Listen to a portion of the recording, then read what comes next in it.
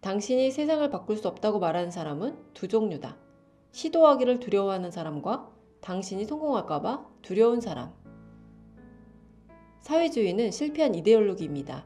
그동안 소련, 쿠바, 북한 등을 통해서 역사적으로 충분히 입증되었고, 최근에는 베네수엘라, 아르헨티나 등과 같은 나라들이 사회주의는 성공할 수 없음을 보여주고 있습니다. 사회주의가 추구하는 평등은 많은 사람들을 가난에서 구제하는 것이 아니라 가난한 사람들을 계속 가난하게 만들었고, 오히려 그들의 존엄성마저 무너뜨려 비참하게 만들었습니다.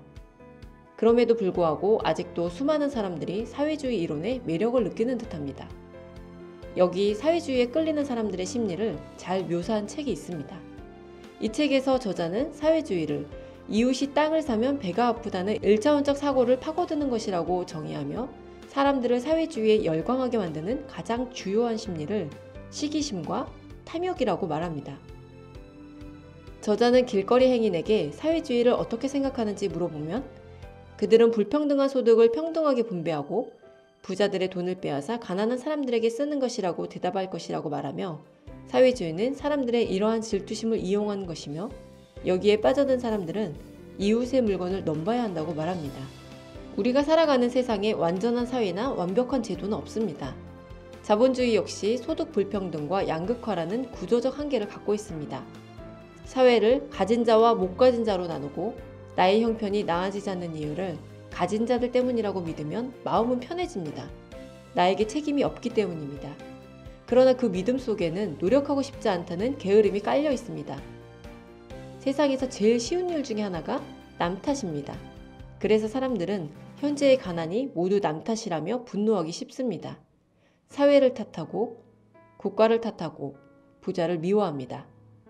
하지만 어떤 일이든 원인을 자신에게서 찾지 않으면 삶은 바뀌지 않습니다. 스스로 노력할 생각을 하지 않게 되기 때문입니다. 국가나 사회가 문제를 해결해 주기만을 바란다면 운명은 바뀌지 않습니다.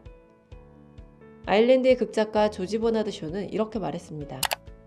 사람들은 항상 현재의 자기 모습에 대해 자신의 환경을 탓한다. 하지만 이 세상에서 성공한 사람들은 자신이 원하는 환경과 조건을 추구하고 그것이 여의치 않을 때에는 스스로 창조한다. 같은 조건, 같은 상황에서도 그것을 대하는 사람의 마음가짐에 따라 운명은 달라집니다. 치솟는 집값을 보며 누군가는 좌절하며 헬조선이라고 욕하지만, 다른 누군가는 부동산 공부를 시작하고 새로운 기회를 찾아 나섭니다. 누군가는 주식 투자로 큰돈을 벌었다는 소문을 들으며 주식은 도박과 같기에 단지 운이 좋았을 뿐이라고 비웃지만, 다른 누군가는 서점으로 달려가 주식 공부를 시작합니다. 가난하게 태어난 것은 당신 잘못이 아니다. 그러나 죽을 때도 가난한 것은 당신의 잘못이다. 마이크로소프트의 창업자인 빌 게이츠의 말입니다. 대부분의 사람들은 부자로 태어나는 행운을 누리지 못합니다. 하지만 사는 동안 누군가는 부자로 거듭나고 누군가는 가난한 사람으로 남습니다.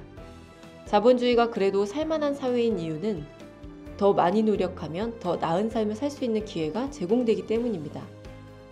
나의 몫이 나의 노력과 무관하지 않기 때문입니다. 결정을 누가 했든 가난을 벗어나는 것은 나의 몫입니다. 이제 선택하는 일만 남았습니다. 부자가 될 것인가? 가난한 사람으로 남을 것인가? 부자가 되기 위해 노력할 것인가? 부자들이 나처럼 가난해지기를 기다릴 것인가? 지금까지 YGTV였습니다.